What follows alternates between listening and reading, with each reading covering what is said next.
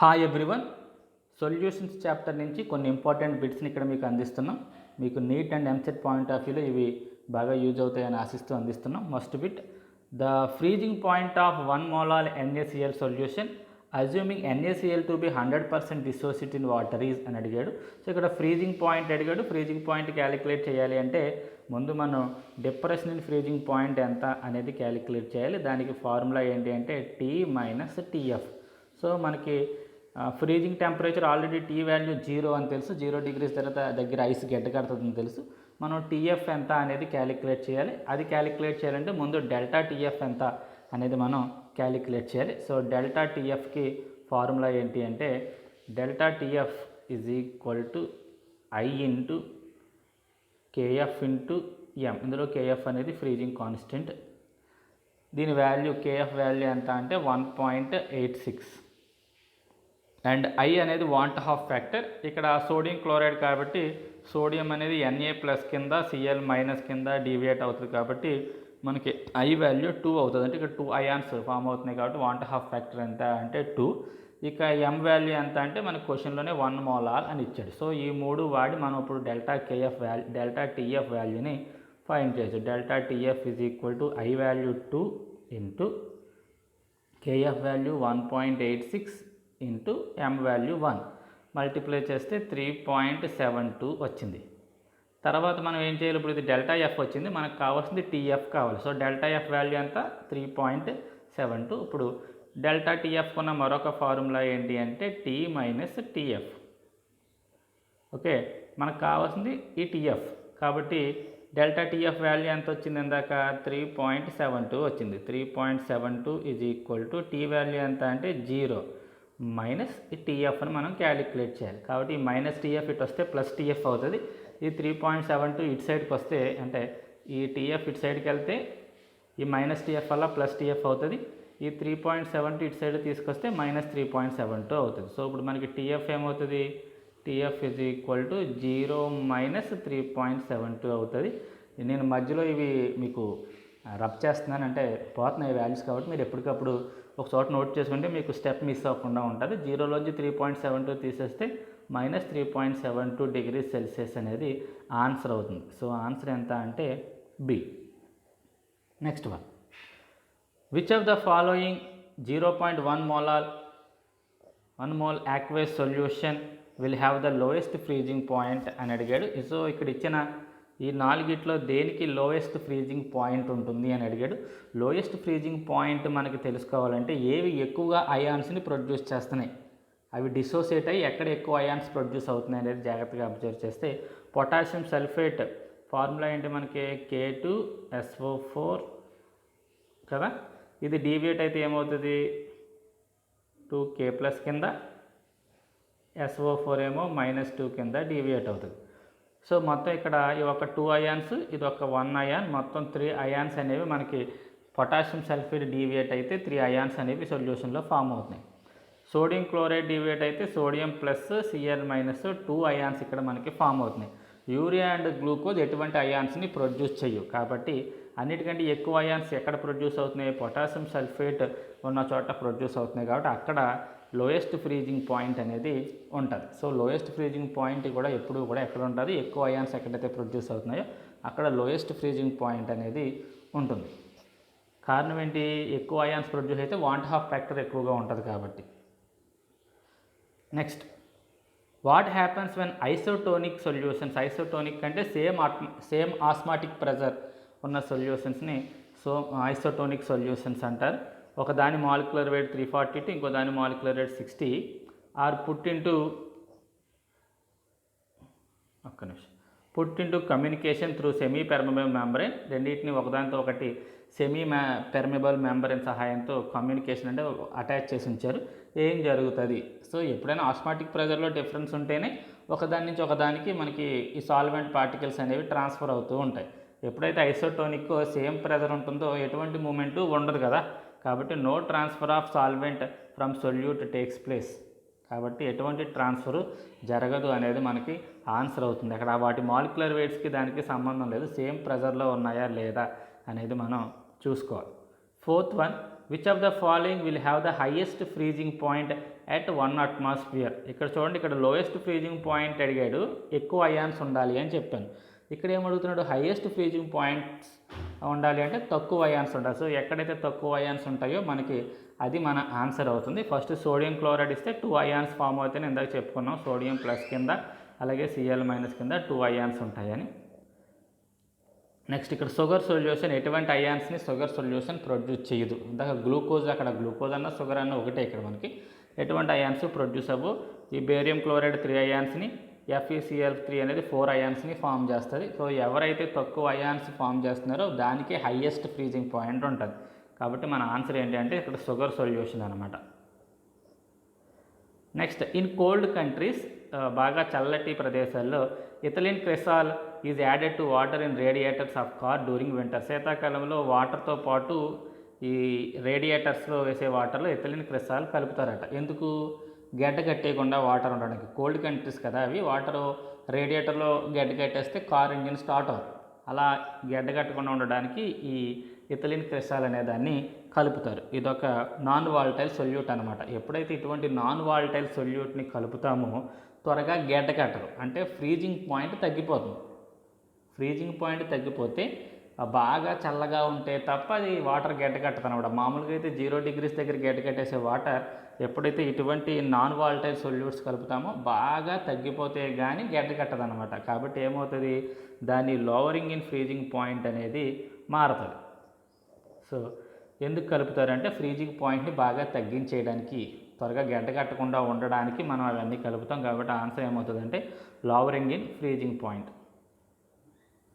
Next one, for a dilute solution Raoult law ఏం చెప్తుంది? So Raoult law statement అడిగాడు, direct question ఇది. Raoult law ఏం చెప్తుంది? The relative lowering of vapour pressure అనేది mole ఫ్రాక్షన్కి సమానంగా ఉంటుంది అని చెప్తుంది. సో అది ఎక్కడ ఉందో చూసుకోండి, బి దగ్గర కనపడుతుంది. పైన కింద సేమ్ కనపడుతుంది. ఇక్కడ only lowering of vapour pressure అన్నాడు, ఇక్కడ relative lowering of vapour pressure అన్నాడు. ఆ పదంలో డిఫరెన్స్ మీరు గుర్తుపెట్టుకోండి. రౌల్ట్ లా అనేది relative lowering of vapour pressure అనేది మోల్ ఫ్రాక్షన్కి సమానం అని చెప్తుంది అనమాట. So the relative lowering of vapour pressure is equal to the mole fraction of solute. So answer ఏంటి అంటే బి.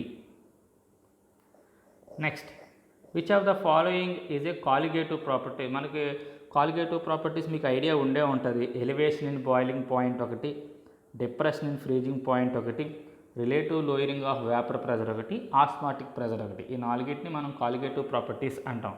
ఇందులో ఉండే కాలిగేటివ్ ప్రాపర్టీ ఏంటి? ఆస్మాటిక్ ప్రెజర్ అనేది కనపడుతుంది, మిగతావి ఏవి కాదు. So answer B. Next, an azeotropic mixture of 2 liquids boils at low temperature. So than in either of this అన్నాడు. అంటే రెండు విడివిడిగా ఉండడం కంటే రెండింటిని కలిపేస్తే అవి లో టెంపరేచర్ దగ్గరే బాయిల్ అయిపోతున్నాయట. సో ఏమవుతుంది అని అడిగాడు. సో ఎప్పుడైతే టెంపరేచర్ అనేది తగ్గిపోతుందో, లోవర్ టెంపరేచర్ అన్నాడు అంటే హై వేపర్ ప్రెజర్ ఉండి తీరాలి. హై వేపర్ ప్రెజర్ ఎక్కడ ఉంటుంది మనకి? హై వేపర్ ప్రెజర్ వచ్చింది అంటే అది పాజిటివ్ డీవియేషన్ చూపిస్తుంది రౌల్స్లలో పాజిటివ్ డీవియేషన్ చూపించింది అంటే దానికి హై వేపర్ ప్రెజర్ ఉంటుంది అని అర్థం. హై వేపర్ ప్రెజర్ ఉన్నవి తక్కువ టెంపరేచర్ దగ్గరే బాయిల్ అయిపోతాయి. సో ఇక్కడ మనకి ఏమి ఇచ్చాడు? బాయిల్ సెట్ లోవర్ టెంపరేచర్ అని ఇచ్చాడు. ఎప్పుడైతే బాయిల్ సెట్ లోవర్ టెంపరేచర్ ఇచ్చాడో దానికి హైయెస్ట్ వేపర్ ప్రెజర్ ఉంటుంది అనే విషయం గుర్తుపెట్టుకోండి. హైయెస్ట్ వేపర్ ప్రెజర్ ఎక్కడ వస్తుంది మనకి? అలా వచ్చింది అంటే హైయెస్ట్ వేపర్ ప్రెజర్ వచ్చింది అంటే అది రౌల్స్లలో పాజిటివ్ డీవియేషన్ని చూపిస్తుంది అని అర్థం. కాబట్టి ఆన్సర్ ఏంటి అంటే బి అనమాట. Next, the osmotic pressure of solution increases అని అడిగాడు. ఆస్మాటిక్ ప్రెజర్ అనేది ఎప్పుడు పెరుగుతుంది? సొల్యూషన్ యొక్క ఆస్మాటిక్ ప్రెజర్ అనేది దేని మీద డిపెండ్ అవుతుంది అంటే ముందు ఆస్మాటిక్ ప్రెజర్కి ఫార్ములా ఏంటి? Pi is equal to CRT అనే ఒక ఫార్ములా మనకి ఆస్మాటిక్ ప్రెజర్కి ఉంది. Osmotic pressure is equal to pi is equal to సిఆర్టీలో సి అంటే కాన్సన్ట్రేషన్, టీ అంటే టెంపరేచర్. ఓకే, సో ఇక్కడ క్వశ్చన్లో చూడండి, ఈ డైరెక్ట్లీ ప్రపోర్షనల్ కదా, అంటే కాన్సన్ట్రేషన్ పెరిగితే పై వాల్యూ పెరుగుతుంది, టెంపరేచర్ పెరిగితే పై వాల్యూ పెరుగుతుంది. కాబట్టి ఫస్ట్ ఆప్షన్ చూడండి, టెంపరేచర్ ఈజ్ డిక్రీజ్డ్ అన్నాడు, కాదు. సొల్యూషన్ కాన్స్టెంట్కి సంబంధం లేదు. Number of solute molecules increases. So ఎప్పుడైతే నెంబర్ ఆఫ్ సొల్యూట్ మాలిక్యూల్స్ పెరుగుతుందో కాన్సన్ట్రేషన్ పెరుగుతుంది. కాన్సన్ట్రేషన్ పెరిగితే ఆటోమేటిక్గా మనకి ఆస్మాటిక్ ప్రెజర్ కూడా పెరుగుతుంది. Because osmotic pressure and concentrations రెండు డైరెక్ట్లీ ప్రపోర్షనల్. కాన్సన్ట్రేషన్ పెరిగితే ఆస్మాటిక్ ప్రెజర్ ఆటోమేటిక్గా పెరిగిపోతుంది. కాబట్టి ఆన్సర్ ఏంటంటే సి అనమాట. Next, at constant temperature the osmotic pressure of a solution. మళ్ళీ ఆస్మాటిక్ ప్రెజర్ గురించి అడిగాడు. పై ఈజ్ ఈక్వల్ టు సిఆర్టీ అనే ఫార్ములా చెప్పాను కదా. సో ఈ సి పై రెండు డైరెక్ట్లీ ప్రపోర్షనల్, ఎప్పుడు టెంపరేచర్ కాన్స్టెంట్గా ఉంటాయి కాబట్టి డైరెక్ట్లీ ప్రపోర్షనల్ టు కాన్సన్ట్రేషన్ అనేది మన ఆన్సర్ అనమాట. Next, saturated solution of sodium chloride on heating becomes. So already saturated solution అది, దాన్ని హీట్ చేస్తే ఏమవుతుంది అని అడిగాడు. సూపర్ శాచురేటెడ్ అవుతుందా, అన్శాచురేటెడ్ అవుతుందా అని అడిగాడు. ఎప్పుడైతే శాచురేటెడ్ సొల్యూషన్ ఆఫ్ సోడియం క్లోరైడ్ని హీట్ చేస్తామో అది అన్శాచురేటెడ్ అయిపోతుంది. అన్శాచురేటెడ్ అంటే ఇంకా అందులో సొల్యూట్ కరగడానికి అవకాశం ఉంటుంది కాబట్టి, ఇంకా సొల్యూట్ కరగడానికి అవకాశం ఉంటుంది కాబట్టి అది అన్శాచురేటెడ్ అవుతుందన్నమాట. కాబట్టి ఆన్సర్ ఏంటి అంటే unsaturated.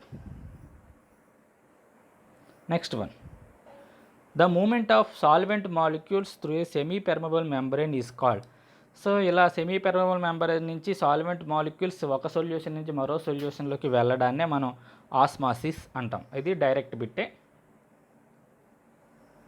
Next question, semi permeable membrane is that which permit. Semi permeable మెంబ్రెయిన్లోంచి ఏం పాస్ అవుతాయి, సొల్యూట్ పార్టికల్సా, సాల్వెంట్ మాలిక్యూల్సా, రెండూ కదులుతాయా, ఏమీ కదలవా అని అడిగాడు. సెమీ పెర్మబుల్ మెంబ్రెయిన్ నుంచి కేవలం సాల్వెంట్ మాలిక్యూల్స్ మాత్రమే కదులుతాయి, సొల్యూట్ మాలిక్యూల్స్ కదలవు. Next, which inorganic precipitate acts a semi permeable membrane. ఈ కింది వాటిలో దేన్ని మనం సెమీ పెర్మబుల్ మెంబ్రెయిన్ తయారు చేయడానికి వాడతాం అంటే కాపర్ ఫెర్రోసైనైడ్ అనే దాన్ని సెమీ పెర్మబుల్ మెంబ్రెయిన్ తయారు చేయడానికి వాడే ప్రెసిపిటేట్ అనమాట అది. Next, very dilute solutions which show deviation from Raoult's law. Raoult's లా నుంచి డీవియేషన్ చూపించే సొల్యూషన్స్ని ఏమంటారు అంటే నాన్ ఐడియల్ సొల్యూషన్స్ అంటారు. ఐడియల్ సొల్యూషన్స్, ట్రూ సొల్యూషన్స్ ఇటువంటివి మనకి రౌల్స్ లాలో ఎటువంటి డీవియేషన్ని చూపించవు. నాన్ ఐడియల్ సొల్యూషన్సే రౌల్స్ లాలో మనకి డీవియేషన్ని చూపిస్తాయి అన్నమాట. Next one, the molal elevation constant is the ratio of elevation in boiling point 2 అని అడిగాడు. సో ఇక్కడ మోలాల్ ఎలివేషన్ కాన్స్టెంట్కి ఫార్ములా ఏంటి అనేది మనకి తెలిస్తే అది దేనికి దేనికి మధ్య రేషియో అనేది మనకి తెలుస్తుంది. సో మనకి ఈ మోలాల్ ఎలివేషన్ కాన్స్టెంట్కి ఫార్ములా ఏంటో చూద్దాం. సో మనకున్న ఫార్ములా ఏంటంటే డిటిబి అంటే elevation in boiling point. Elevation in boiling point is equal to molal elevation constant into molality. ఇది ఫార్ములా. మనకి కేబీ ఎంత అని అడిగాడు. అంటే ఈ ఎమ్ని తీసుకొచ్చేస్తే ఏమవుతుంది, delta TB by molality is equal to KB. So ఈ కేబీ ఇప్పుడు దేనికి దేనికి రేషియో, ఈ ఎలివేషన్ ఇన్ బాయిలింగ్ పాయింట్కి మొలాలిటీకి మధ్య రేషియో కాబట్టి ఎక్కడ మొలాలిటీ ఉంటే అదే మన answer. So the molal elevation constant is ratio of elevation in boiling point to molality. Next, colligative properties దేని మీద డిపెండ్ అవుతాయి. కాలిగేటివ్ ప్రాపర్టీస్ మొత్తం సొల్యూషన్స్లో ఎన్ని పార్టికల్స్ ఉన్నాయి అనే దాని మీద డిపెండ్ అవుతాయి కాబట్టి ఆన్సర్ నెంబర్ సి అనమాట. Number of particles present in the solution మీద ఈ కాలిగేటివ్ ప్రాపర్టీస్ అనేవి డిపెండ్ అవుతాయి.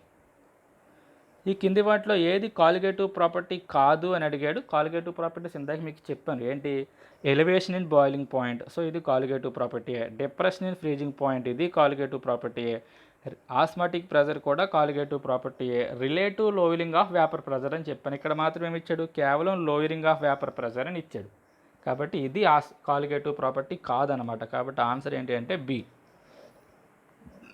నెక్స్ట్, ఆస్మాటిక్ ప్రెజర్కి ఫార్ములా ఏంటి అని అడుగుతున్నాడు. ఇక్కడ ఆల్రెడీ ఇందా చెప్పాను, pi is equal to CRT. ఈ ఫార్ములా మీకు ఎక్కడ కనపట్ల. ఈ సి కనుక ఇటు వచ్చేస్తే ఏమవుతుంది, pi by C is equal to RT అవుతుంది. Pi by C is equal to RT మనకి డి దగ్గర కనపడుతుంది చూడండి. సో ఆన్సర్ డి అనమాట. Next question, the osmotic pressure of a dilute solution is directly proportional to అని మళ్ళీ అడిగాడు. మళ్ళీ ఇది మధ్య formula pi equal to CRT అనే ఫార్ములాలో ఈ పై అనేది ఇటు కాన్సన్ట్రేషన్కి డైరెక్ట్లీ ప్రపోర్షనలే, ఇక్కడ టెంపరేచర్కి డైరెక్ట్లీ ప్రపోర్షనలే కదా.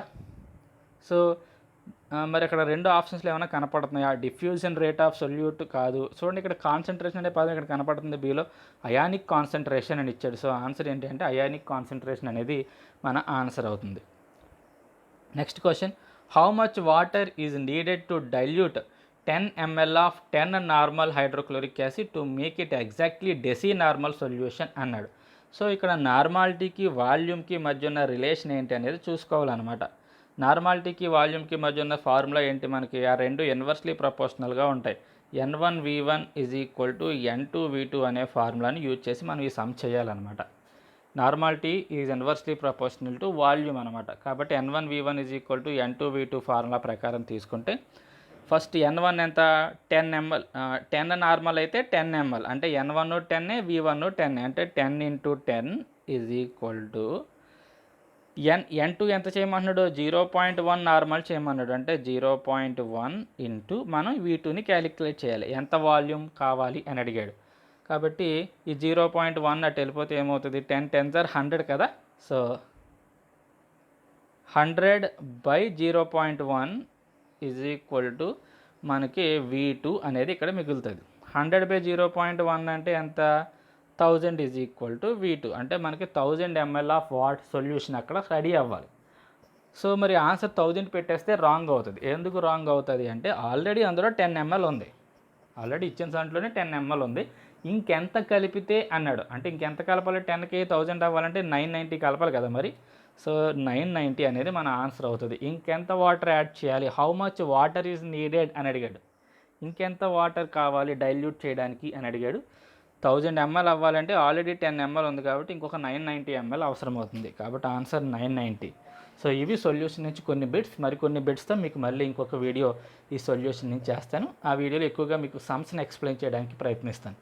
Thank you. నా వీడియోస్ నచ్చితే మీకు యూజ్ఫుల్గా ఉంటాయి అనుకుంటే ఈ ఎంసెట్ అండ్ నీట్ ప్రిపేర్ అయ్యే స్టూడెంట్స్కి మీరు ఫార్వర్డ్ చేయండి. అండ్ నా ఛానల్ని సపోర్ట్ చేసి నన్ను ఎంకరేజ్ చేయండి. Thank you.